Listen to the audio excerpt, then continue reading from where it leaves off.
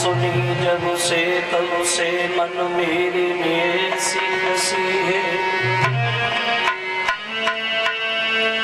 मैंने और को नाम त्याग दो प्रभु तेरे नाम की भेंट कैसी है।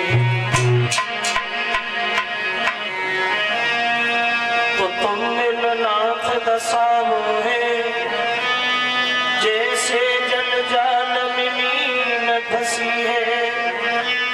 ऐसी करो जमनाज रहे प्रभु तुम्हारी हंसी ना हमारी हंसी है।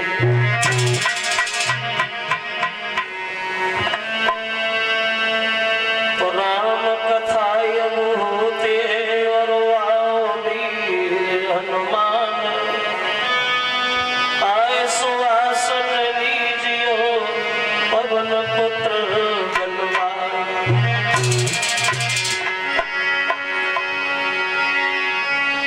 तो श्री राधा माधव तुम्हें और हम नमन करे हर बार सेवक अपनो जान के प्रभु खेल गई पार। तो संत हमारी आत्मा और हमें संत सर्वोर सबको सीताराम है सो अपने अपने ठोर।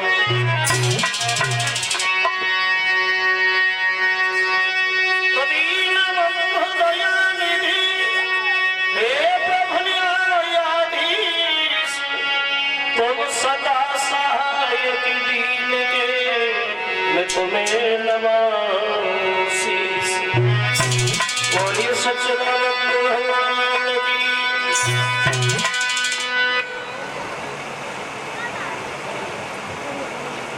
आदरणीय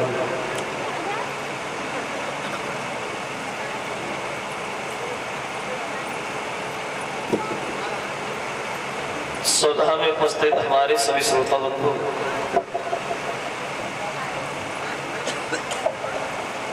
आज ही भगवान की पावन कथा को चलते हुए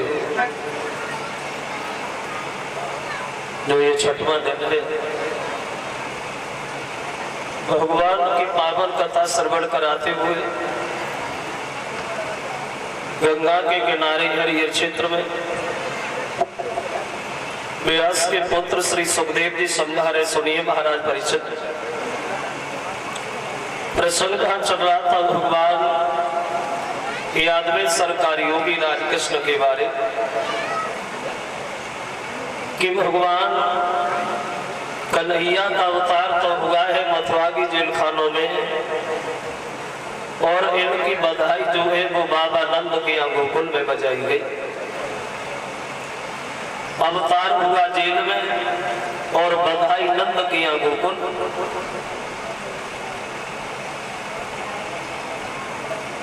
पांच दिन की उम्र में भगवान ने पूतना जैसी भयानक राक्षसी का वध किया।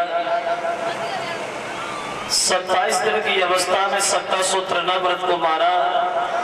जब ये श्याम सुंदर थोड़ी और समझदार हुए हैं तो सबसे पहले इन्होंने माखन चुराने का काम शुरू किया। गोपियों के घर में जाते हैं श्याम, माखन को चुरा चुरा के खाते हैं और गोपियां भगवान कन्हैया की शिकायत लेकर के यशोदा के करीब आती है और इसी बहाने से भगवान के दर्शन करती, अपने जीवन को सौभाग्यशाली समझती। एक दिन कन्हैया अपने घर में चोरी करते हुए पकड़े गए। ग्वाल बाल बोले आज किधर चलोगे लाला माखन खाना। तो मनसुबा ने उत्तर दिया कन्हैया आज हम लोग अपने घर में चोरी करेंगे, क्योंकि अगर चोरी करना सीखे तो सबसे पहले अपने घर में चोरी कर। चोर तो घर से ही बना जाता है, क्योंकि घर में अगर पकड़ जाओगे तो उतनी मार भी नहीं पड़ेगी जितनी बाहर पड़ती है। चोरी घर में ही करे सबसे पहले। तो बोले कहाँ चलोगे, जवाब दिया आज हम लोग यशोदा के घर चलेंगे, यशोदा के घर चोरी करेंगे। अब मैया यशोदा नहीं है घर में, घर खाली देखा तो ग्वालों को साथ लिया, भगवान प्रवेश करेंगे। दही की गागर रखी है, उठाई जमीन में मार दी, गागर फूट गई, माखन फैल गया। अब वो मनसुखा माखन भी खा रहा है और बातें भी खूब कर रहा है। श्याम, आज बड़ा आनंद आ रहा है माखन खाने में। कन्हैया बोले, हाँ मनसुख भैया, आनंद क्यों नहीं आएगा? आज हमारी फूटी, कल जब तेरी फूटेगी तब हम पूछेंगे आनंद आ रहा है या नहीं आ रहा। तब तक यशोदा मैया घर के अंदर घुस गई और जो ग्वालों को देखा तो कन्हैया को पकड़ लिया, ग्वालों को छोड़ दिया और बोली, लाला इधर आ, आज तक कोई भी गोपी तुम्हारी शिकायत लेके हमारे करीब आई, मैंने कभी विश्वास नहीं किया। और जब आज तुम अपने घर में ही नहीं मान रहे तो भला दूसरे के घर में कैसे मानते होगे श्याम? तो कन्हैया बहाना बनाने लगे, मैया हमने माखन नहीं खाया। बोले, तुमने नहीं खाया तो ये दही की गागर कैसे टूटी? तो भगवान बहाना बनाने लगे, मैया तू बड़ा भोली, ना हमने माखन खाया ना हमने गागर तोड़ी, हम तो दरवाजे पे ही खेल रहे थे, तुम आई हो तुमसे थोड़ी देर पहले, हम घर में घुसे, ये माखन हमने नहीं खाया। भगवान बहाना बनाते हुए अपनी माँ यशोदा से बोले, मैया सुनो कि मैया घर में कजरी बिल्ली और बेहद चोरनी दिखाती है।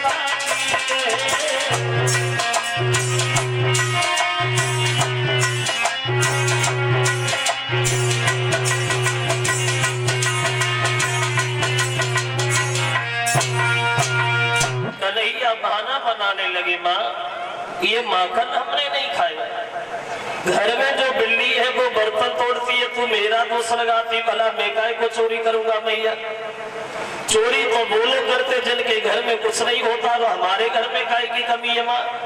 तो यशोदा बोली, श्याम बहाना बहुत बनाते, आज अब तुम्हें छोड़ेंगे नहीं, बांधेंगे। अब कन्हैया की कलाई पकड़ी यशोदा आंगन में उखल से बांधने को चली। भगवान भाग करके गई, रस्सी उठा लिया, लेकिन जब रस्सी लाई तो रस्सी छोटी पड़ी गई, दोबारा दौड़ी दूसरी रस्सी ले आए, लेकिन वो भी छोटी पड़ी गई। यहाँ तक प्रमाण मिला कि पूरे मोहल्ला की रस्सी इकट्ठी कर ली, लेकिन भगवान फिर भी नहीं बंधे। और समझ में ये नहीं आ रहा है कि कन्हैया का शरीर मोटा हो रहा है या वो रस्सी घट रही है। यशोदा झुझला रही है, श्याम चाहे हमें पूरे गांव की रस्सियां लानी पड़े, हम छोड़ेंगे नहीं, बांधेंगे जरूर। अब कन्हैया हंस रहे, मैया झुझला रही और समझ में ये नहीं आ रहा है वहां कि वो रस्सी घटती जाती है और या अंग मुटाते जाते हैं।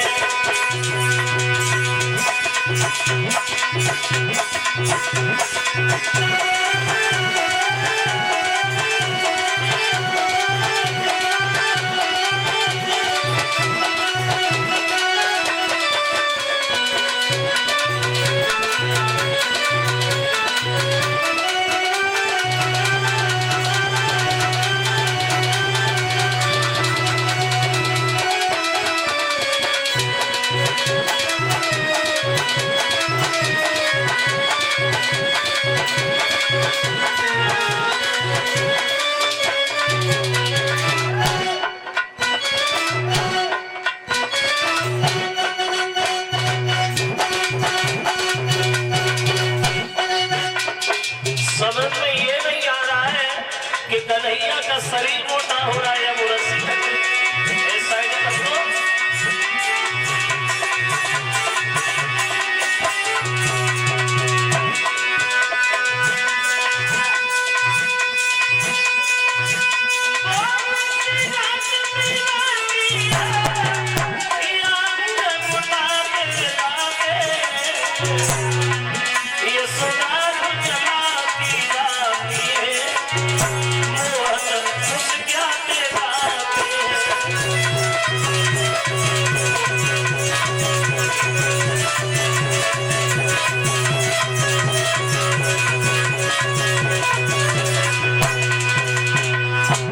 समझ में ये नहीं आ रहा है कि कन्हैया का शरीर मोटा हो रहा है या वो रस्सी घट रही। यशोदा झुंझला रही है, भगवान हंस रहे। समझ गए श्याम और मैया ज्यादा परेशान है तो एक छोटी सी रस्सी में बंध गए श्याम।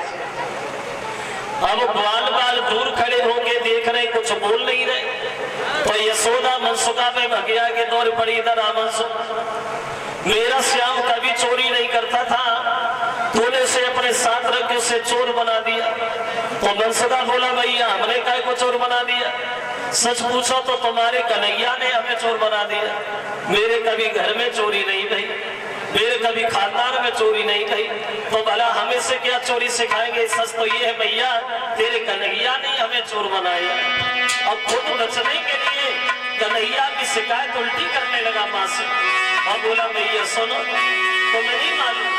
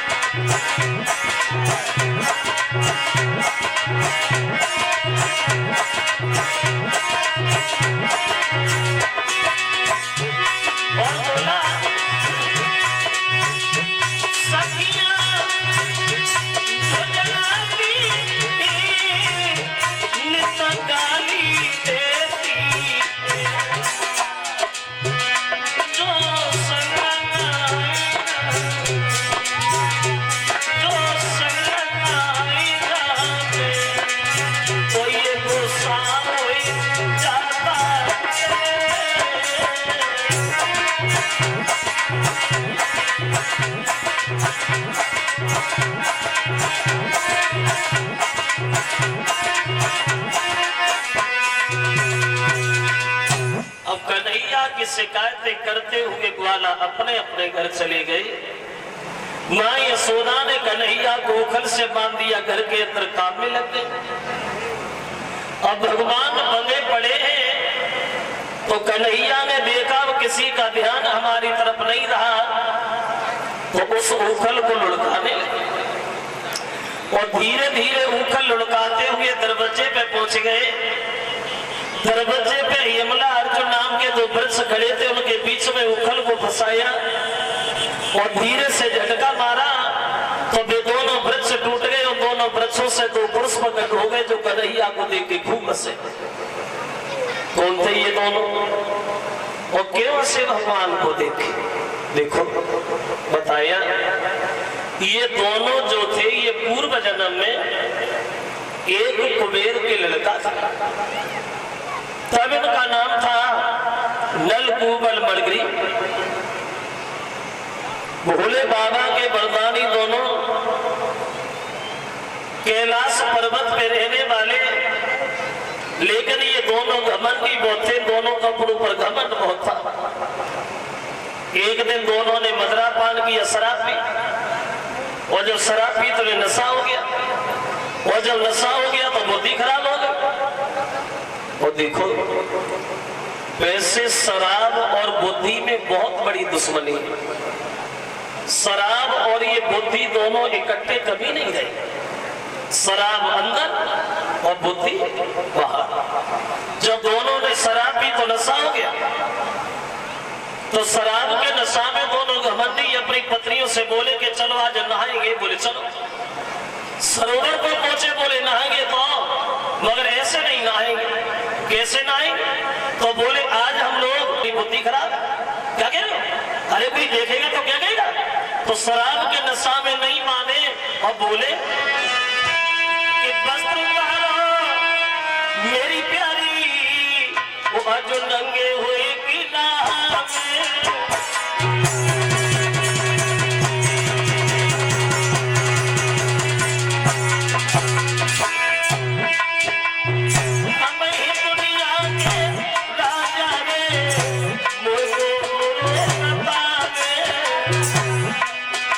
पत्नियां मना भी करती हैं लेकिन नहीं माने दोनों।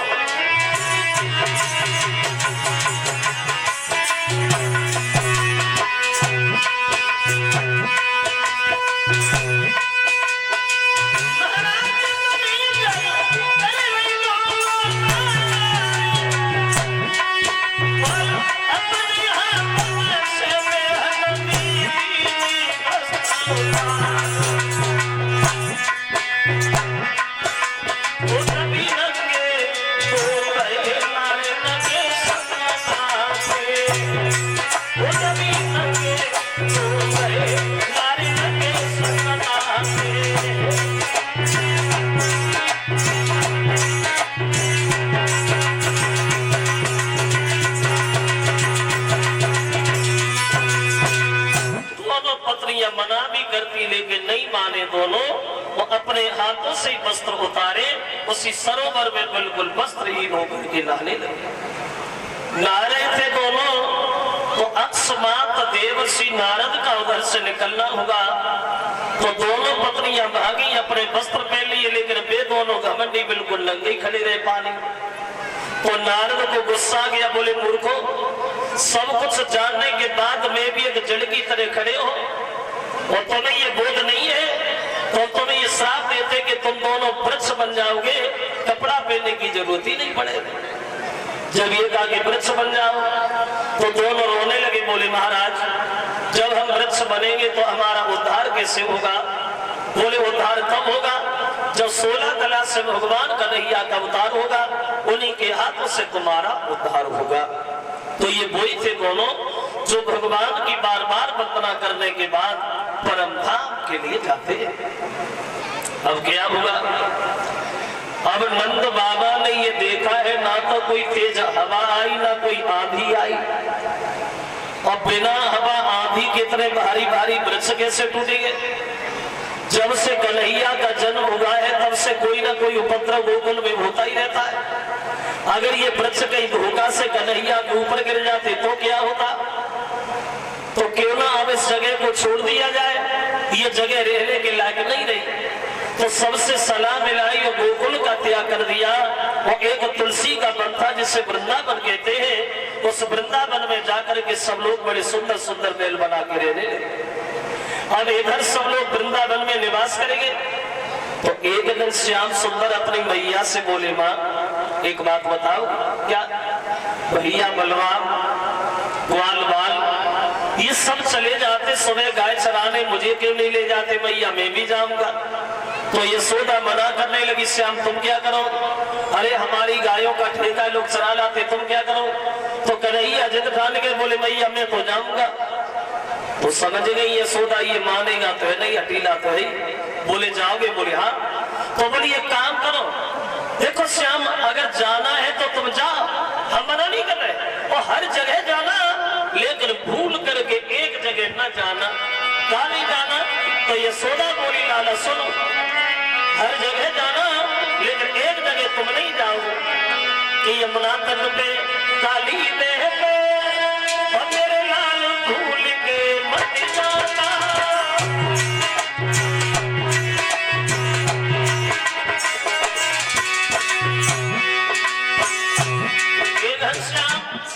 हर जगह जाना लेकिन काली देह पे नहीं जाना, क्योंकि रबड़क द्वीप का रहने वाला कालिया नाग आके बस गया है, जिसके जहर से यमुना का पानी में सैलाब हो गया।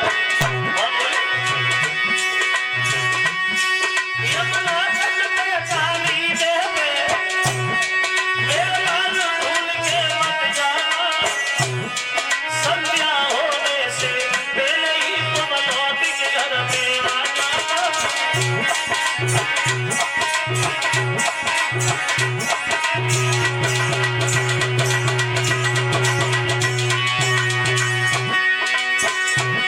काली देह पे नहीं जाओगे श्याम, क्योंकि काली अनाग आगे बस गया है, जिसके जहर से अपना का पानी विषैला हो गया। तब तो कन्हैया मना करेंगे, बोले भैया नहीं जाऊंगा, लेकिन जब सुबह होगा तो वही गए जाए, यशोदा ने मना किया। देखा बड़ा सुंदर जगह है, तो भगवान बंसी उठा के बजा रहे।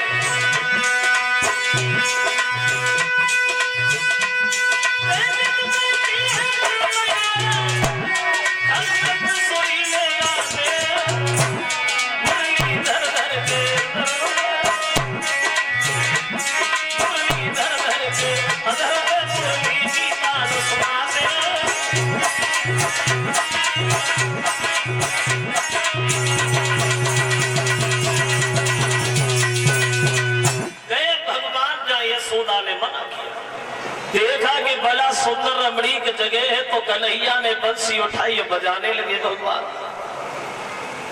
इधर भगवान तो बंसी बजा रहे और उधर कंस का भेजा हुआ वत्सासुर नाम का राक्षस मौका पाकर के कन्हैया के बछड़ों में जाके शामिल हो गया। लेकिन बछड़ा बने हुए राक्षस को भगवान ने पहचान लिया और खेल ही खेल में उसका काम तमाम कर दिया। बकासुर बगुला बन के गया, लेकिन भगवान ने उसका भी वध कर दिया। बोले तुम भेजते रहो, कितने भेजोगे? कंस भेजने में लगा, कन्हैया मारने में लगे। बड़ा दुखी है, कंस की कचेरी लगी। अब कंस की कचेरी जहां लगी है, अकस्मात देवर्षि नारद प्रवेश कर गए कंस के दरबार।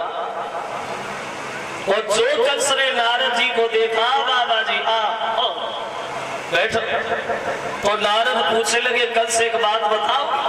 क्या? कौन? डर नहीं लगता? किस्मत के बढ़िया हो जो हम जग रहे और हमारे पति सो रहे। अगर धोखा से जग गए, फुसकार मार दी तो तुम्हारे जीवन की कहानी खत्म हो जाएगी। धीरे से निकलना, सो नहीं करना। क्या? भगवान बोले नागनिया, अरे तू जिसकी हमें कहानियां सुना रही है, हम तो उसी से मिलने आए। जगा, अरे जगा, हम भी देखे तेरे पति में कितनी ताकत है।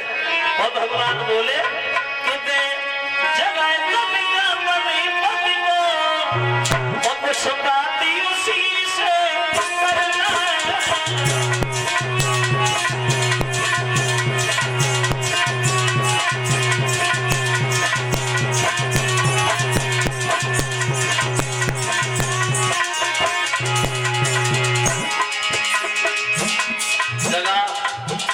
अब देख क्या नहीं हो, ऐसे जगा के तो देखो, अभी तो देखे कितनी ताकत है। और बोले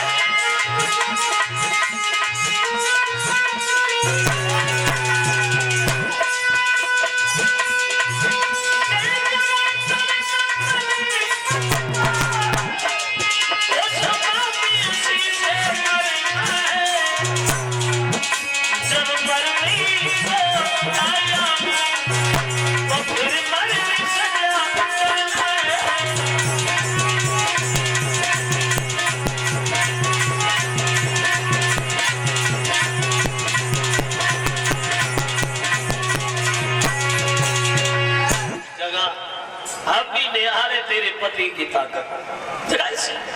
तो एक नागनिया बोली, जितना ही छोटा है उतना ही खोटा मालूम पड़ रहा है। बेटा, हम तुम्हारे बहुत भले की बात कह रहे, बहुत छोटे हो। अगर हमारे पति जग गए, उन्होंने फुसकार मार दी तो तुम मर जाओ, और मर जाओगे तो हम नहीं रोएंगे, लेकिन तुम्हारी माँ जरूर मर जाएगी घर पर रो रो के।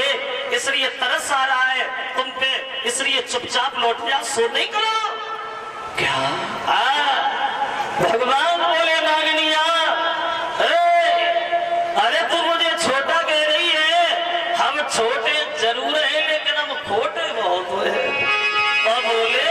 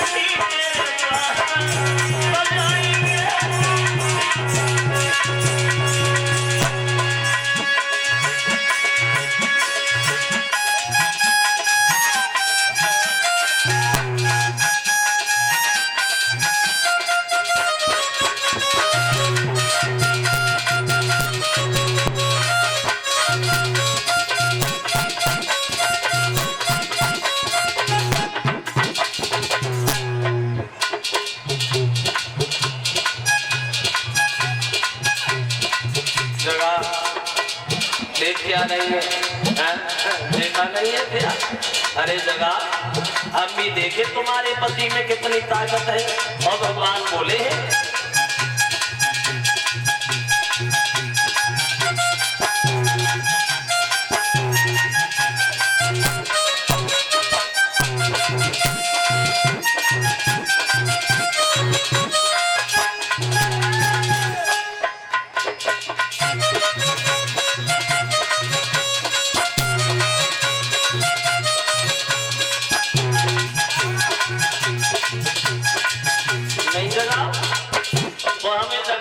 अच्छी तरह से आता है।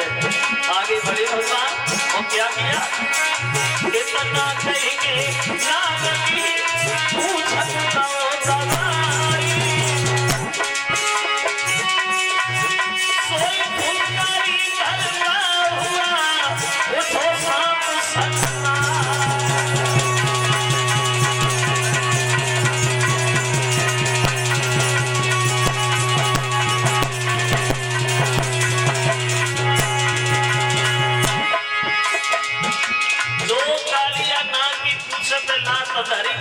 सतरे चलो चारों तरफ से भगवान को